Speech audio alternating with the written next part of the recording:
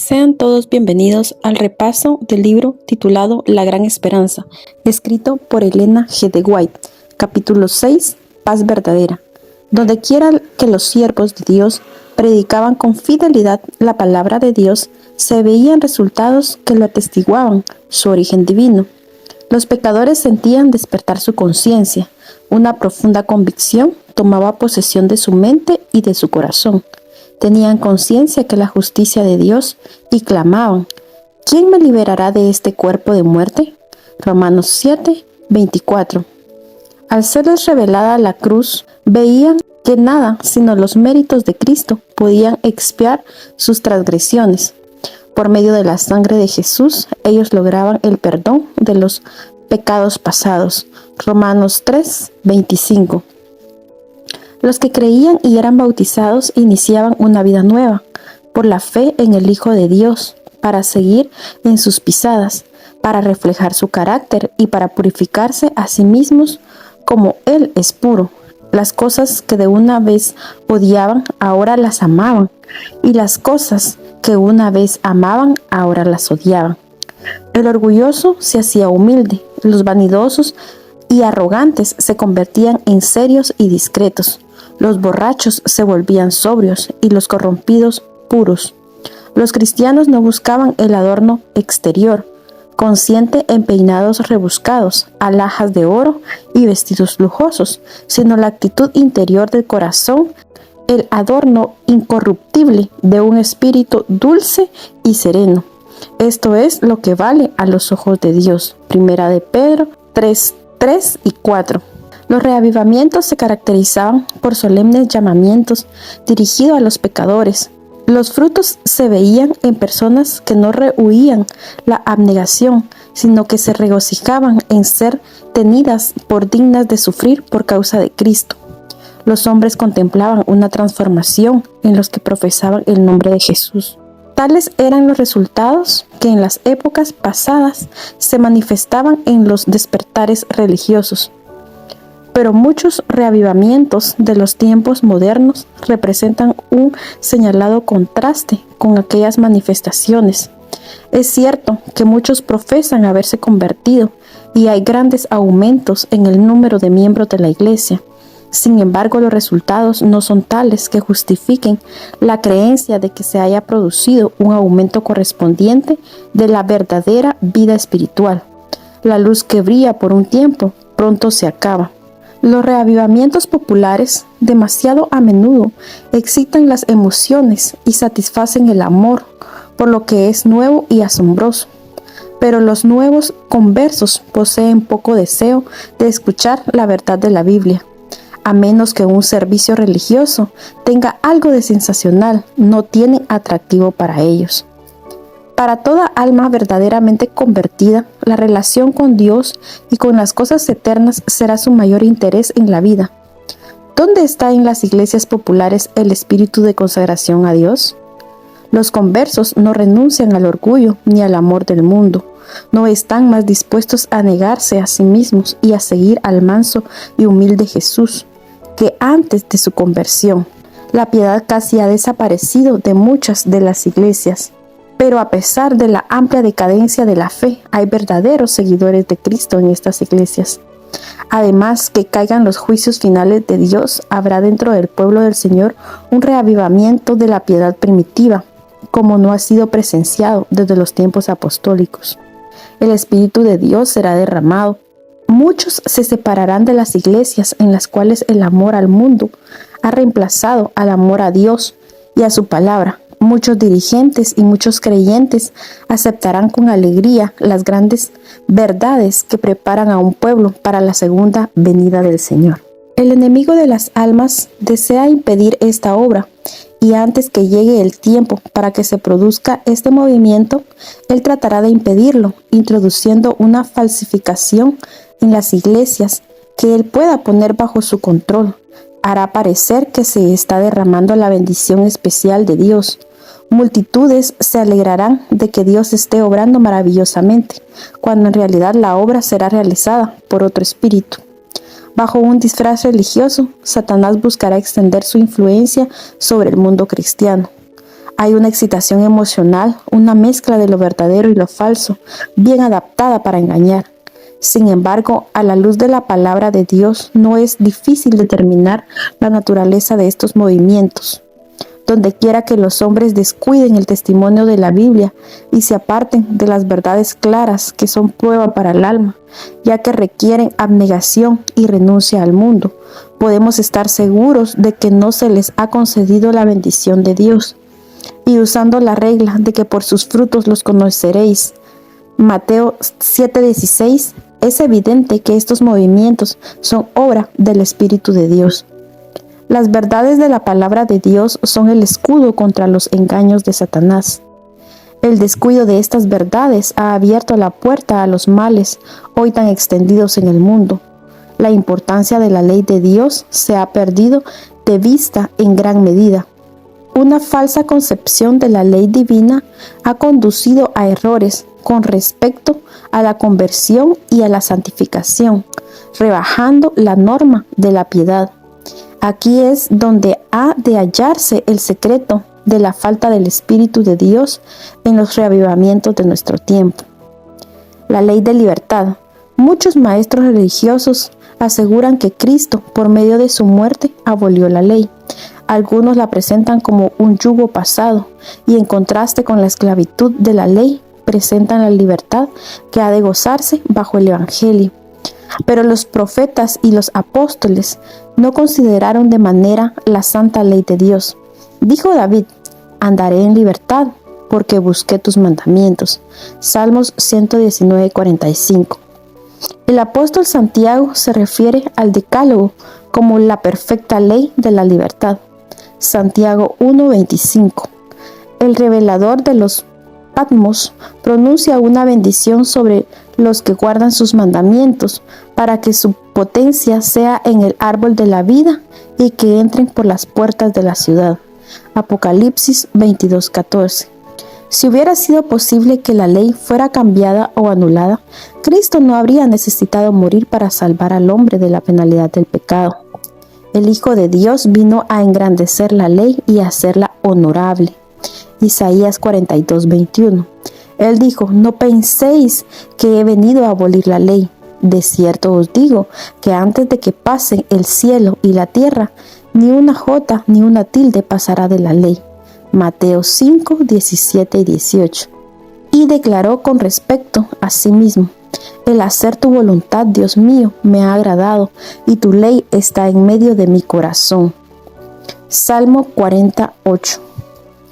La ley de Dios es inmutable porque es una revelación del carácter de su autor.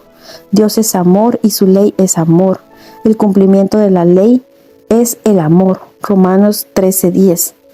Dijo el salmista: tu ley es verdad, todos tus mandamientos son justicia. Salmos 119, 142 y 172. Y San Pablo declara: la ley de la verdad es santa, y el mandamiento santo, justo y bueno. Romanos 7:12. Una ley semejante debe ser tan eterna como su autor. La obra de la conversión y la santificación consiste en reconciliar a los hombres con Dios, poniéndolos en armonía con los principios de su ley. En el principio el hombre estaba en perfecta armonía con la ley de Dios, pero el pecado lo apartó de su Hacedor. Su corazón ahora estaba en guerra contra la ley de Dios. Los designios de la carne son enemistad contra Dios, porque no se sujetan a la ley de Dios ni tampoco pueden. Romanos 8:7. Pero de tal manera amó Dios al mundo que ha dado a su Hijo unigénito, para que el hombre pueda ser reconciliado con Dios, restaurado a la armonía de su Hacedor. Este cambio es el nuevo nacimiento, sin el cual nadie puede ver el reino de Dios. Juan 3:16. Convicción del pecado. El primer paso en la reconciliación con Dios es la convicción del pecado. El pecado es la infracción de la ley. Por medio de la ley es el conocimiento del pecado. Juan 3:4 y Romanos 3:20. Con el fin de que pueda ver su culpa, el pecador debe considerar su situación frente al espejo de Dios, el cual muestra lo que debe ser un carácter justo y capacita a la persona para ver los defectos de su propio carácter. La ley revela al hombre su pecado, pero no proporciona ningún remedio. Declara que la muerte es la suerte del transgresor. Solo el Evangelio de Cristo puede librar al hombre de la condenación o de la contaminación del pecado. El pecador debe ejercer arrepentimiento hacia Dios, cuya ley ha sido transgredida, y fe en Cristo, su sacrificio expiatorio. Así obtiene el perdón de los pecados cometidos anteriormente, Romanos 3:25, y llega a ser un hijo de Dios. Lutero ilustra cómo encontrar el perdón y salvación. El deseo de reconciliarse con Dios indujo a Martín Lutero a dedicarse a la vida monástica. En ella se le pidió que realizara los trabajos penosos más bajos y que pidiera limosna de puerta en puerta. Paciente soportó esta humillación, creyendo que era necesaria a causa de sus pecados. Llevó una vida muy rigurosa, tratando mediante el ayuno, las vigilias y los azotes de dominar los males de su naturaleza. Más tarde dijo, si alguna vez un monje pudiera obtener el cielo por sus obras monásticas, yo ciertamente tendría derecho a ello. Si hubiera continuado mucho tiempo más, mis mortificaciones me habrían llevado aún hasta la muerte. Pero a pesar de todos sus esfuerzos, su alma cargada no encontró alivio. Finalmente llegó al límite de la desesperación. Cuando parecía que todo estaba perdido, Dios le dio un amigo. Staupitz ayudó a Lutero a comprender la palabra de Dios y le pidió que dejara de mirarse a sí mismo y fijara la vista en Jesús. En vez de torturarse debido a sus pecados, arrójate en los brazos del Redentor. Confía en Él, en la justicia de su vida, en la expiación de su muerte. El Hijo de Dios se hizo hombre para darte la seguridad del favor divino. Ama al que te amó primero. Sus palabras hicieron una profunda impresión en la mente de Lutero. Su alma atribulada se vio inundada de paz. Más tarde, la voz de Lutero se oía en solemnes advertencias desde el púlpito. Presentaba delante del pueblo el carácter ofensivo del pecado y enseñaba que es importante que el hombre por sus propias obras aminore la culpa o escape al castigo. Nada sino el arrepentimiento para con Dios y la fe en Cristo pueden salvar al pecador. La gracia de Cristo no puede comprarse, es un don gratuito. Aconsejaba al pueblo a no comprar indulgencias, sino a mirar con fe al Redentor crucificado. Relataba su propia y dolorosa experiencia y aseguraba a sus oyentes que había sido por la fe en Cristo como había encontrado paz y gozo. ¿El perdón nos libra de obedecer? ¿El pecador perdonado está libre para transgredir la ley de Dios? Dice San Pablo, por la fe invalidamos la ley. De ninguna manera, más bien confirmamos la ley. Los que hemos muerto al pecado, ¿cómo viviremos aún en él?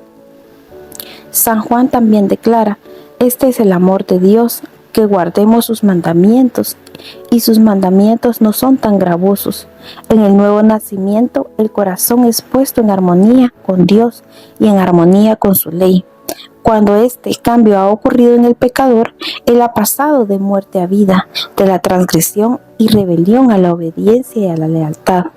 La antigua vida ha terminado y la nueva vida de reconciliación, fe y amor ha comenzado.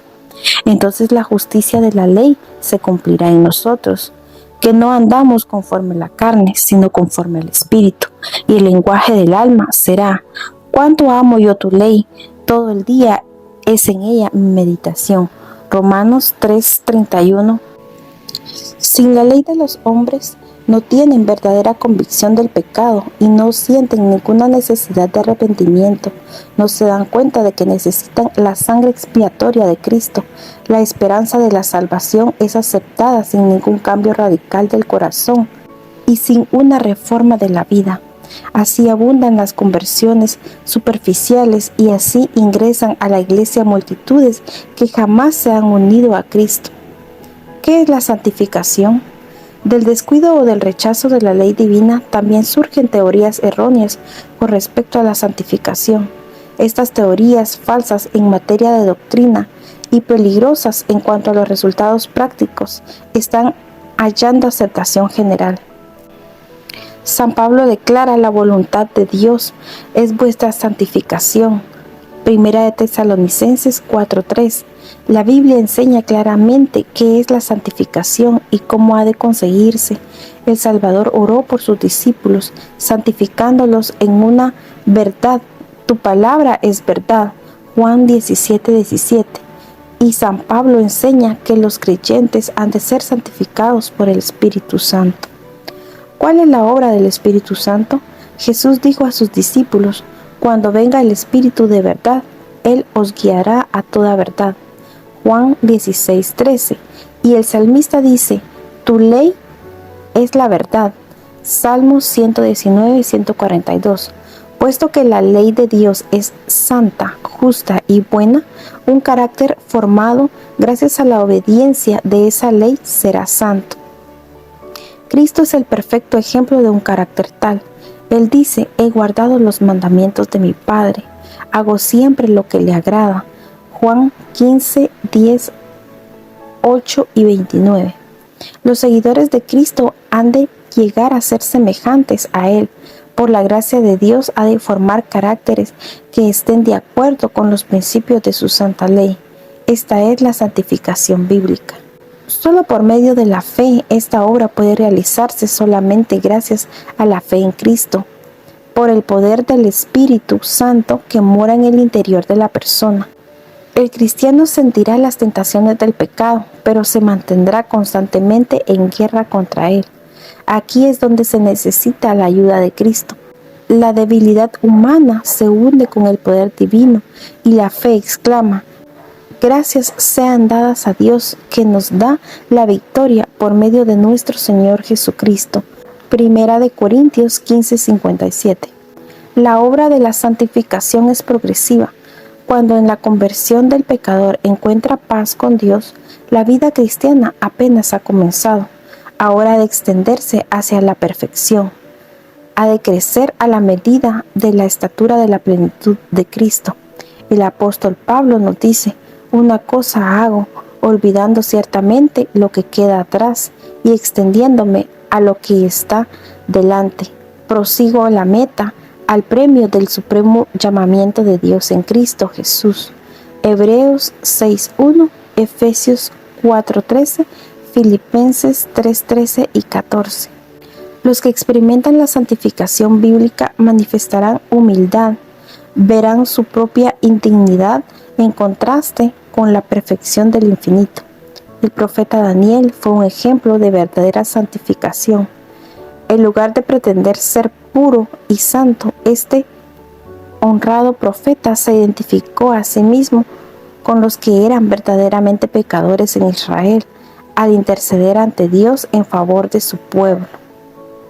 No puede haber ensalzamiento de sí mismo ni pretensión jactanciosa de estar libre de pecado por parte de quienes caminan a la sombra de la cruz del Calvario. Ellos sienten que fue su pecado el que produjo la agonía que quebrantó el corazón del Hijo de Dios, y este pensamiento los guiará a un espíritu de humildad. Los que viven más cerca de Jesús comprenden más claramente la fragilidad y la pecaminosidad de su condición humana, y su única esperanza está en los méritos de un Salvador crucificado y resucitado.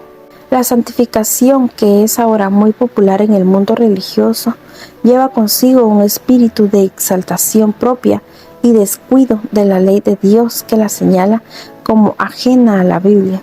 Sus defensores enseñan que la santificación es una obra instantánea mediante la cual, a través de la fe sola, ellos logran la perfecta santidad. Dice: cree solamente y la bendición es tuya. No se espera que haya más esfuerzo por parte de quien la recibe, y al mismo tiempo niegan la autoridad de la ley de Dios, insistiendo en que están exentos de la obligación de guardar los mandamientos. Pero ¿es posible ser santo sin llegar a estar en armonía con los principios que expresan la naturaleza y la voluntad de Dios?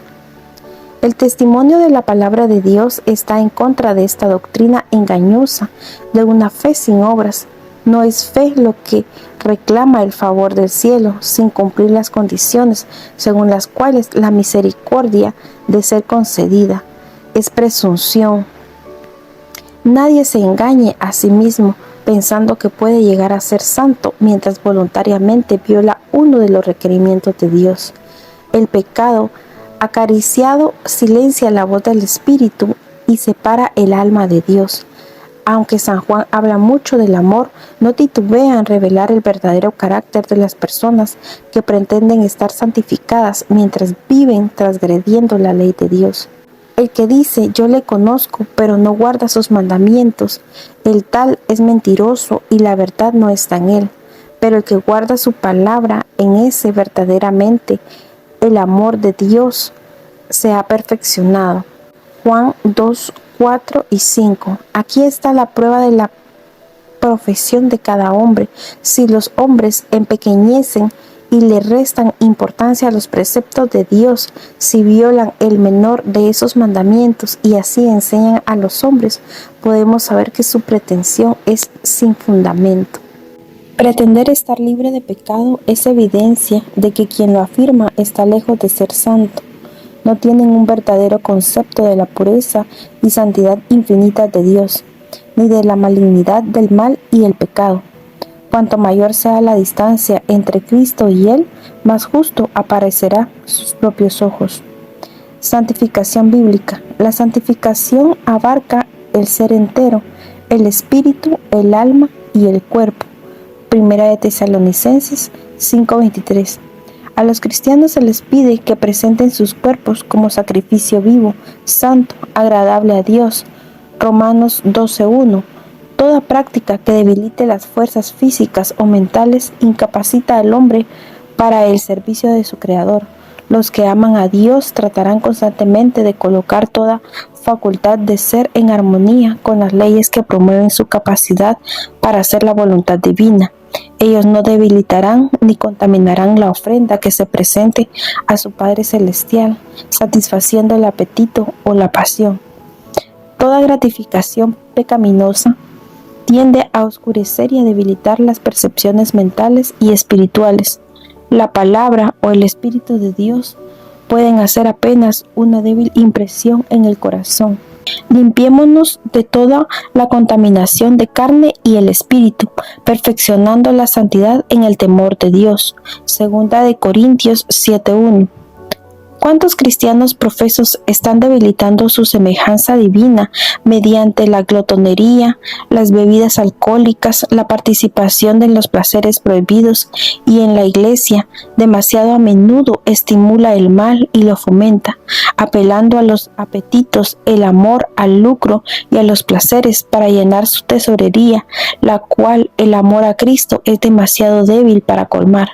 Si Jesús entrara en las iglesias de nuestros días y contemplara los festejos que ahí se realizan en nombre de la religión, ¿no echaría a esos profanadores como arrojó del templo a los cambistas?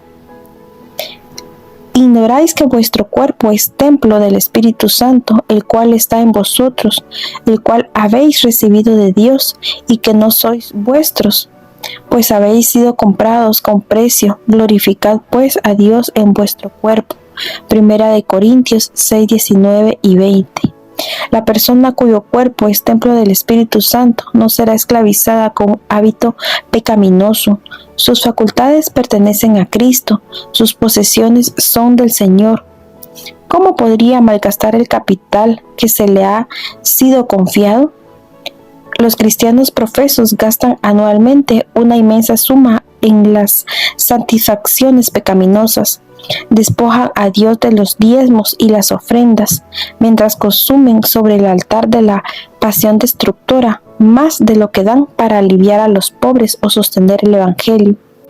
Si todos los que profesan a Cristo fueran verdaderamente santificados, sus medios, en lugar de ser gastados en placeres inútiles y perjudiciales, serían entregados a la tesorería del Señor. Los cristianos darían un ejemplo de temperancia y abnegación, entonces serían la luz del mundo. Los deseos de la carne, los deseos de los ojos y la vanagloria de la vida dominan a las multitudes, pero los seguidores de Cristo tienen una vocación más elevada. Salid de en medio de ellos y apartaos, dice el Señor, y no toquéis lo impuro, para que los que cumplen las condiciones, la promesa de Dios es: yo os recibiré y seré para vosotros por Padre, y vosotros me seréis hijos e hijas, dice el Señor Todopoderoso. Segunda de Corintios 6, 17 y 18. Y ellos han de reflejar esos rayos. Las estrellas nos dicen que hay una luz en los cielos cuya gloria las hace brillar. Así también los cristianos manifiestan que hay un Dios sobre el trono, cuyo carácter es digno de alabar e imitar. La santidad de su carácter será manifiesta en sus testigos. Gracias a los métodos de Cristo tenemos acceso al trono del poder infinito. ¿Cómo no nos dará también con él todas las cosas? Jesús dice: si vosotros, siendo malos, sabéis dar buenas dádivas a vuestros hijos, cuánto más vuestro Padre Celestial dará al Espíritu Santo a los que lo pidan. Si algo pedís en mi nombre, yo lo haré. Pedid y se os dará, para que vuestro gozo sea completo. Romanos 8:32, Lucas 11:13 y Juan 14:14, 16 y 24. Cada uno tiene el privilegio de vivir de tal manera que Dios lo apruebe y lo bendiga. No es la voluntad de nuestro Padre Celestial que estemos continuamente bajo la condenación de las tinieblas. No es evidencia de verdadera humildad andar siempre con la cabeza baja y el corazón lleno de pensamientos sobre uno mismo. Podemos ir a Jesús y ser limpiados y estar sin vergüenza ni remordimientos en la presencia de la ley. Los hijos caídos de Adán llegan a ser hijos de Dios a través de Jesús. Él no se avergüenza de llamarlos hermanos. La vida cristiana debe ser una vida de fe, victoria y gozo en Dios. El gozo de Jehová es nuestra fuerza. Estad siempre gozosos, orad sin cesar, dad gracias en todo, porque esta es la voluntad de Dios para con vosotros en Cristo Jesús. Hebreos 2:11, Nehemías 8:10 y Primera de Tesalonicenses 5:16 al 18. Tales son los frutos de la conversión y de la santificación bíblicas, y es debido a que los grandes principios de la justicia establecidos en la ley son considerados con indiferencia, por lo que los frutos se observan raramente. Esta es la razón por la cual se manifiesta tan poco de esa labor profunda y permanente del Espíritu que caracterizó los primeros reavivamientos.